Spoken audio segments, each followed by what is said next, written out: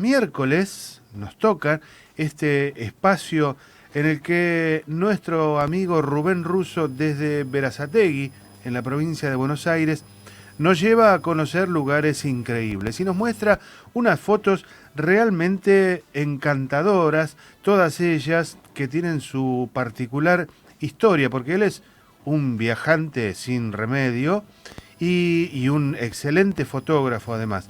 Hoy vamos a compartir algunas fotos muy particulares de episodios que han ocurrido en la Patagonia y también en algunos otros lugares, fundamentalmente, sobre todo en la provincia de Buenos Aires. Ya lo tenemos en línea a nuestro amigo Rubén Russo. ¿Cómo estás, Rubén? Buenas noches. Marcelo, buenas noches, ¿cómo estás? Bien. Buenas noches a la audiencia, ¿cómo están? Bien, bien, muy bien. Aquí con una noche muy fría y lluviosa y esperando nieve, al menos unas nevaditas de esas débiles, pero nevadas al fin aquí en la capital. ¿Cómo está el clima allá en Berazategui? Sí, acá con frío y con pronóstico de que el frío se va a incrementar en días venideros, así que bueno, estamos ya en pleno invierno, Claro. Así que esto era de esperar. Sí, por supuesto. Bueno, hoy, Fotos con Historia, nuestro espacio que lo esperamos ansiosos para conocer estos lugares increíbles a los que vos nos llevas. ¿Qué vamos a compartir hoy en cuanto a episodios que han ocurrido puntualmente? Algunos siniestros aéreos en los que vos has estado visitando esos lugares. Más o menos, ¿por dónde vamos a andar, Rubén? Mira, sí, exactamente. Hoy en Fotos con Historias estamos un poco más en investigación, digamos, a partir de estas historias o fundamentalmente de estos monolitos o monumentos que he ido descubriendo mientras viajaba en mis tantos viajes. Uno hace muy poco en la zona de Comodoro Rivadavia, y los otros van a ser, son tres historias, van a ser las otras dos de la provincia de Buenos Aires. Esto un poco nace, digamos, de los dos lados. A ver, como para contarlo fácil. Voy por la ruta viajando, mirando lo que puedo mirar, lo que puedo apreciar mientras manejo, obviamente, como todos los que viajamos. Digamos, a la distancia, metido en un campo, algo que se nota que no es lo típico del lugar, no es ni un árbol, no tiene la silueta de un animal, ni de un molino, bueno, que era un monolito, y donde me acerco y empiezo a entender o a enterarme qué es lo que pasa o qué es lo que pasó ahí. Estos lugares fueron los lugares exactos o casi exactos de donde se produjeron estas tres historias, estos tres, digamos, desastres aéreos, que los tres obviamente lamentablemente han provocado víctimas, y que bueno, todo eso un poco cada uno tiene su historia. En algunos de los casos la historia es escasa, fue muy difícil poder investigar o hallar datos, la mayor cantidad de datos posibles para contar un poquito mejor la historia, pero me parece que de todas maneras está bueno nombrarlos y recordar esos episodios, y para aquellos que ahora en mi relato les voy a empezar a ir describiendo, quizás empiecen a saber, empiecen a enterarse, o por ahí les empiece a picar, digamos, por así la curiosidad de querer saber más, o de querer ir a visitar a alguno de estos lugares. Seguro. De estas historias, la primera que voy a contar, son las del bloque 1 y las del bloque 2. Vamos a hablar un poquitito de nada más ni nada menos que Próspero Palazzo. A ver, ¿cómo decir esto? Digo, yo creo más o menos haber leído sobre Patagonia, digo, me animo a decir bastante, tal vez no he profundizado mucho en las historias, pero me gusta siempre saber un poquitito de todo y de todas las temáticas.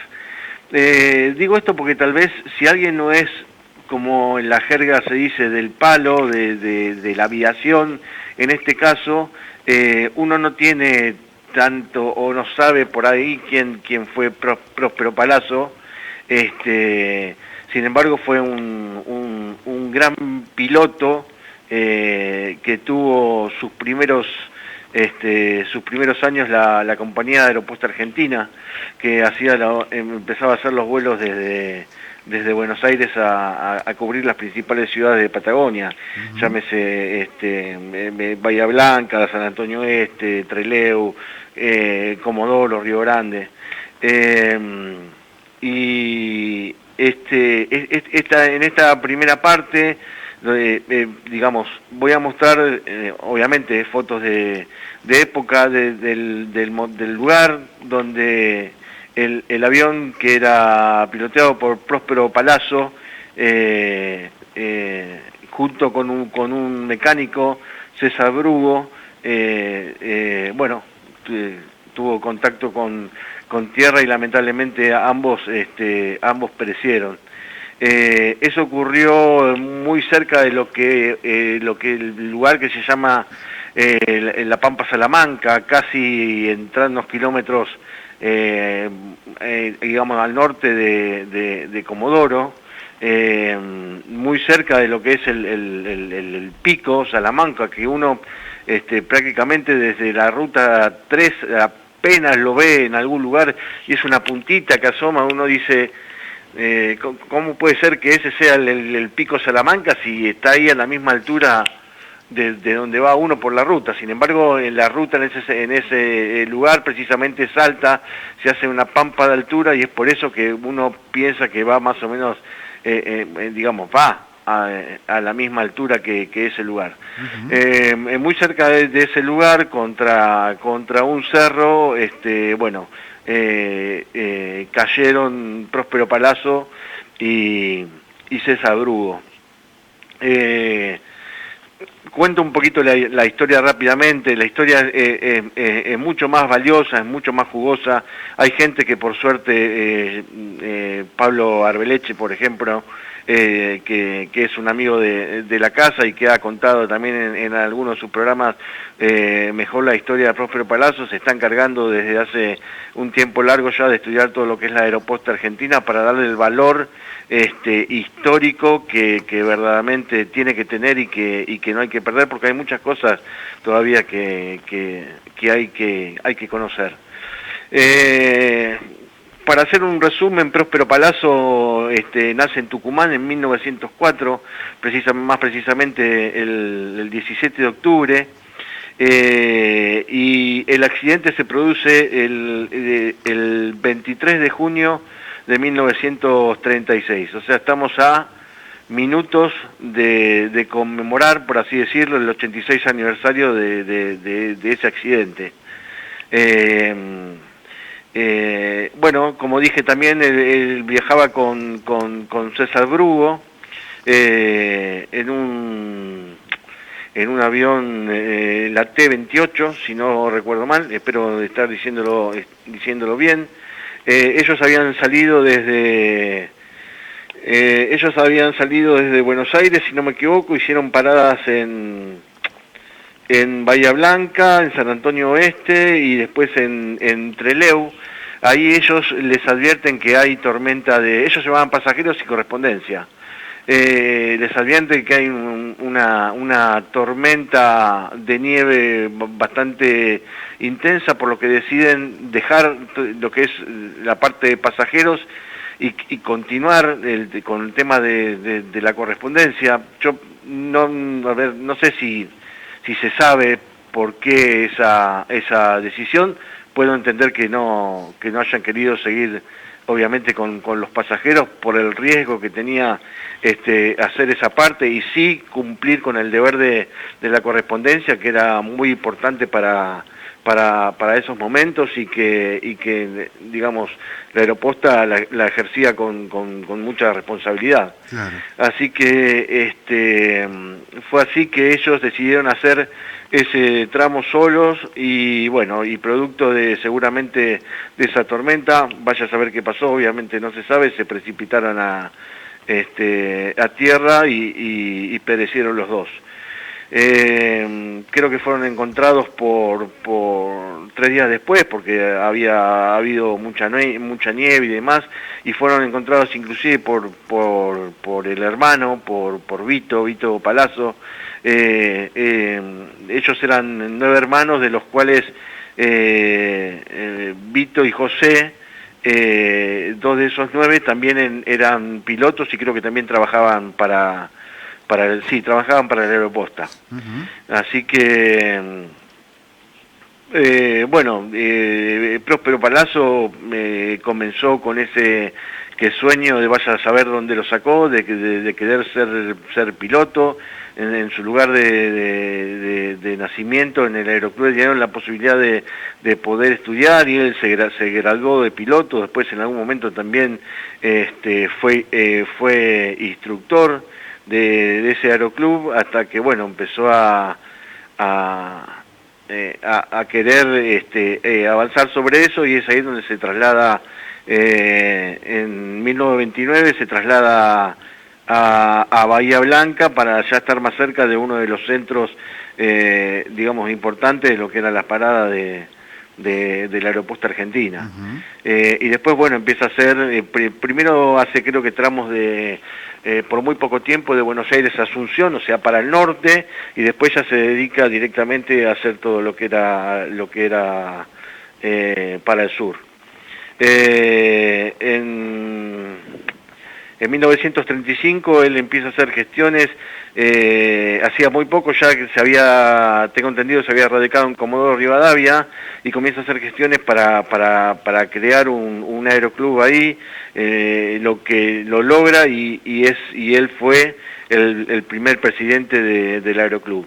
Y bueno, ya al año siguiente, el 23 de junio del 36, es donde tienen este fatal accidente y perecen los dos. Quiero aclarar que las fotos donde hay 3 o 4 fotos que se ven, digamos, cómo quedaron los restos del avión, sí. Son por gentileza de Jorge Alberto Bensich Witt, que eso lo saqué de internet, y estas fotos habían sido, si no recuerdo mal, sacadas por su padre en ese momento, que era un poblador de la zona, así que cumplo con decir de dónde se tomaron de dónde sacaron esas fotografías. Hay una fotografía incluso hasta de la construcción del monolito, ¿no? Sí. Sí, eso si querés ir pasando eso está en el segundo bloque. No, en el primero. Ah, esa es una foto y un plano, una maqueta, claro, de lo que es el monolito que vamos a ver ahora en el segundo bloque. Cuando vos quieras lo pasás. Vamos al y segundo que está en un barrio que precisamente se empieza a gestionar 2 años después, en el 38. Ya se le pone el nombre a ese lugar, aunque se fue poblando muy lentamente, pero una de las primeras cosas que se hace es ese monolito en honor a la muerte de ellos dos, y a la importancia que eran tanto para la aviación argentina como para la aeroposta. Porque, digamos, tuvieron, Próspero Palazzo, además de reconocérselo por ser realmente un gran piloto, también la estadística lo señala como el primer piloto que fallece en un accidente de aviación en Argentina. Uh-huh. Así que, bueno, integra, digamos, esa estadística a partir de ese momento. Capaz que obviamente accidentes deben haber habido varios y de ahí para adelante mucho más todavía. Claro. Pero bueno, él junto a César Brugo es la primer muerte en el país por accidente aéreo. Uh-huh. En este segundo bloque que vamos a ver, bueno, me puse a buscar referencias de dónde estaba en realidad lo que quería hacer era poder llegar al lugar del accidente. Qué sé yo, uno a lo mejor no tiene explicación de por qué quiere ir a un lugar así, pero a ver, yo como siempre digo, soy muy curioso y me gusta ir a esos lugares porque me parece que intento leer la historia o lo que sé de la historia para tratar de imaginarme cómo fueron las cosas en el momento que pudieron, cómo pudieron ser, o cómo están los lugares ahora, o qué quedó. Bueno, es digamos un ejercicio de curiosidad y digamos de querer saber. Uh-huh. Así que bueno, me dirigí hacia ese lugar. Ahora en este segundo bloque vamos a estar viendo las fotos tanto del monumento como este lugar. Este lugar está, bueno, unos bastantes kilómetros retirado ya al norte de Comodoro, y hay que meterse, digamos, hacia el este. Ahí la ruta está bastante lejana del mar y hay que ir digamos, llegué hasta una estancia que no voy a nombrar para no comprometer a nadie. Es un campo privado y ahí tenía cierta data de que estaba parte de lo que era el monumento o el monolito que yo tenía como precisado en ese momento de lo que había en el lugar del accidente de Próspero Palazzo. Ajá. Lo que en realidad me encontré, ahí van a ver una foto donde estoy al lado de una placa toda de mármol, Sí. tallado en bajo relieve, que dice: homenaje de los pueblos patagónicos a la memoria de los héroes Próspero Palazzo y César Brugo, que perdieron la vida en cumplimiento del deber el 23 de junio de 1936. Bueno, básicamente los honra, y mirá qué reconocimiento verdaderamente le hacen por su trabajo. Tengo entendido, tengo dos versiones con respecto a la placa. En una de las versiones que estuve investigando por internet fue que esa placa se hizo, pero en el momento que se tenía que llevar había que subir hasta este cerro y dejarlo ahí. En ese momento, por un tema climático, no se pudo, y después quedó directamente ya en el campo. La placa le falta un pedazo, por suerte un pedazo de una punta no muy importante, y después está partida a la mitad, pero es ese corte que tiene nada más. Esa versión no me termina cerrando, porque digo, puede haber mal tiempo una semana, un mes, 2 meses, 3 años, 4 años, pero en algún momento alguien la tiene que haber dicho, bueno, hay que llevarla. Hay que llevarla, claro. La otra que puede ser es que verdaderamente haya estado en el lugar por inclemencia del tiempo o por la barbarie de algún tonto, como siempre pasa, la hayan empezado a romper o vandalizar, y alguien creo que buen criterio, porque esto es histórico, la saca de ahí y la deja en el campo. Ahí van a ver en una de las fotos que la placa está partida, pero así, digamos, junta en sus pedazos arriba de lo que es un techo de chapa. Sí, un techo de chapa de un gallinero, de un galpón que hay ahí en esa estancia. Uh-huh. Eso, más aparentemente formaba parte también una cruz que había en el lugar. Cuando quise ir verdaderamente al lugar, digamos, la peonada, la gente que sabía me dijo, ya no hay nada ahí, no vayas porque no hay nada. Ir hasta el lugar me comprometía un esfuerzo importante, primero porque no era la mejor hora, ya iba a anochecer y demás, estaba en un campo privado, no me iba a poder quedar, y después el esfuerzo físico que me iba a demandar, y si bien no son cerros largos, pero la distancia se veía, no son cerros altos, pero la distancia se veía larga. Así que, bueno, ante esto, porque yo por ahí me dicen, si hubiese sido en otro momento, me dicen no hay nada, y voy igual, porque muchas veces me dijeron no hay nada y había. Claro. Entonces ya hasta que me revelo de ese tipo de cosas, pero las circunstancias hicieron bueno, que no haya ido a comprobar qué es lo que hay o qué no hay. Lo cierto es que esta es la placa, la verdadera placa, que hubo o no lo tengo con certeza, pero que bueno, que fue hecha para conmemorar la muerte de César Brugo y de Próspero Palazzo. Uh-huh. Y después el monumento que te decía, que se hizo en el año 38, cuando se declara ahí muy cerca, enfrente todos los terrenos enfrentes que hay en lo que es el aeropuerto de Comodoro, y muy cerquita de ahí también hay 4 o 5 cuadras de ahí, dentro del barrio también hay una plaza que se llama César Brugo, que es en homenaje a este mecánico. Así Bien. que, bueno, tuve la suerte de poder llegar ahí hasta ese lugar, un monumento que a mí me parece realmente muy lindo, tiene muchísimos años y por suerte me lo encontré en una etapa donde por lo menos se lo ve bien cuidado. Bien cuidado, Ahí, ¿sí?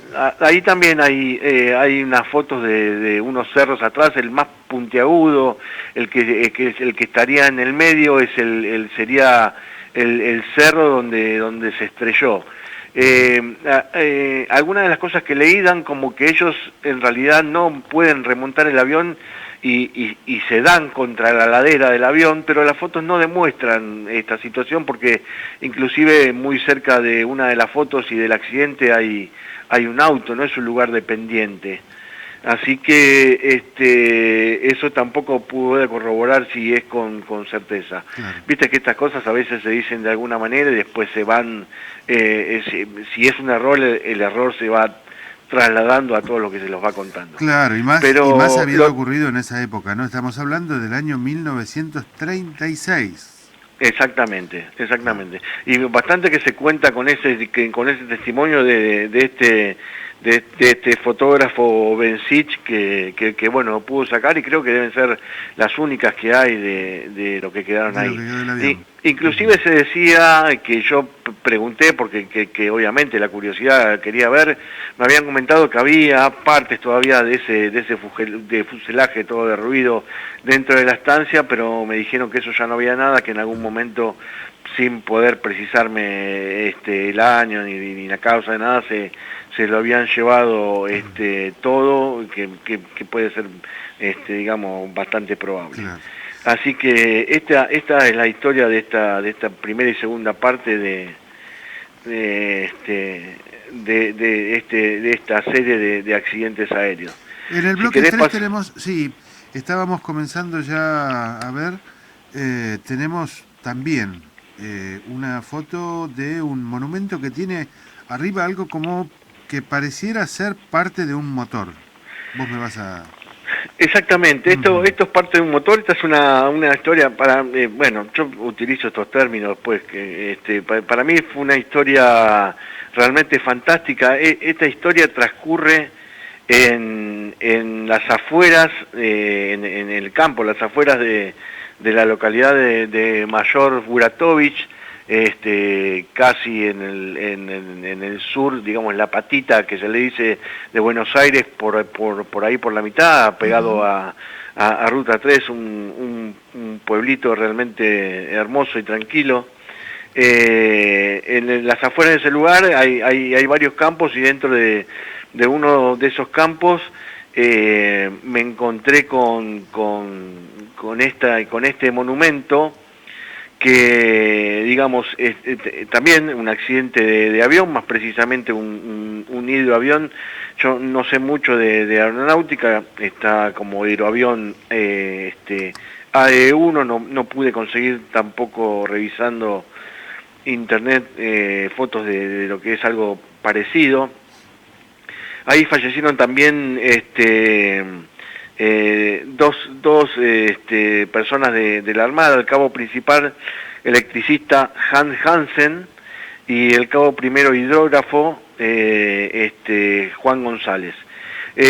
Hansen, además de cabo principal electricista, era piloto, era el que conducía este hidroavión, y estaban ya desde varios días haciendo transporte desde ese lugar o cercanías también hasta lo que es la estación aeronaval de Puerto Belgrano, que no está muy lejos de ahí, porque estaban digamos en comisión haciendo tareas de hidrografía, y aparentemente también posiblemente haya sido de balizamiento y de eso todas esas triangulaciones y cálculos de triangulaciones que se hacían para en ese momento para establecer las distancias, los puntos de referencia, y las mediciones, bueno, y todo ese tipo de cosas.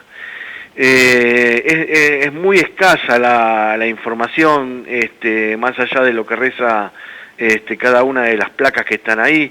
Creo que te lo dije cuando me preguntaste, lo que está ahí arriba es parte del motor, de lo que quedó, que se dejó, todo el resto se lo sacó. Eso se lo dejó a propósito para hacer, digamos, para levantar el monumento. Este accidente ocurrió el 21 de marzo del 31, o sea, ya cumplió 91 años. Y bueno,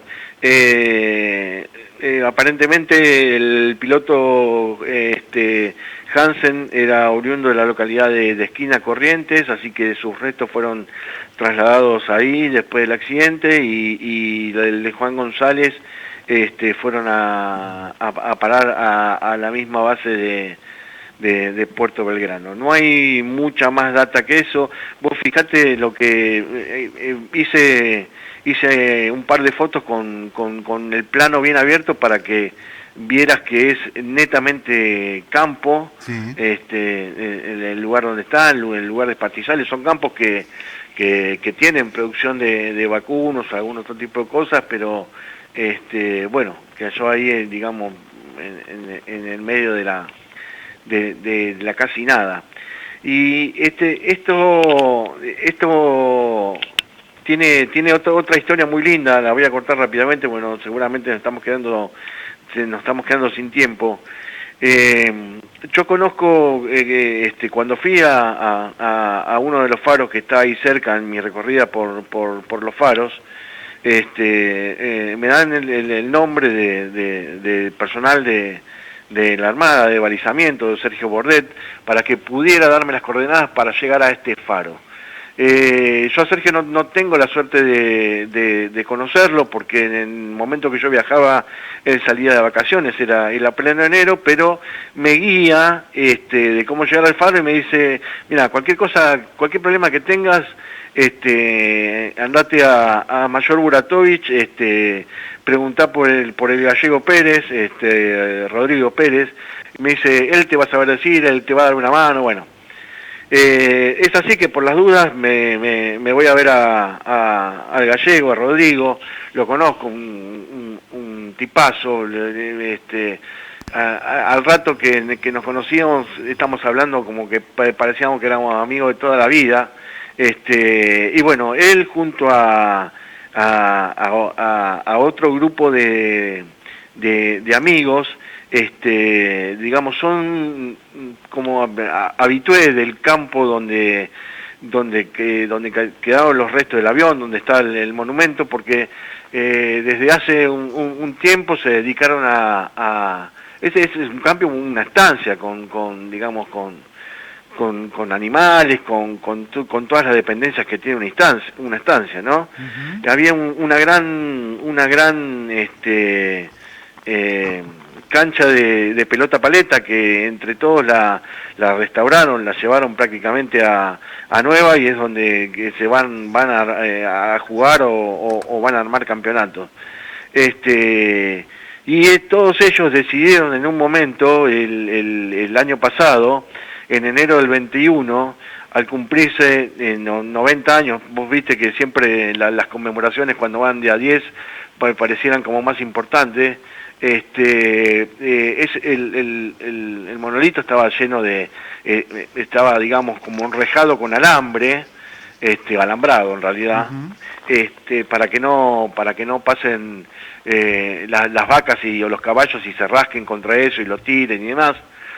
Pero estaba muy deteriorado, con el pasto muy alto, y bueno, y todos ellos decidieron prepararlo para conmemorar entre ellos mismos el 90 aniversario de la muerte de estas dos personas de la Armada, que a mi criterio, como tantos otros para esa época, estaban, digamos, haciendo patria. Los nombro rápidamente porque son muy buenas personas y merecen que así sea. Bueno, entre el grupo está Guillermo Granero, Cristian Farroni, Marco Muñoz, Matías Ramírez, Marcelo Inglera, bueno, Rodrigo el Gallego, Julio Sepúlveda, Sergio Bordet, y Juan Cruz Pérez. Así que mi reconocimiento y mi agradecimiento para ellos, que cada vez que paso por allá charlamos y nos divertimos un rato antes de que pueda seguir.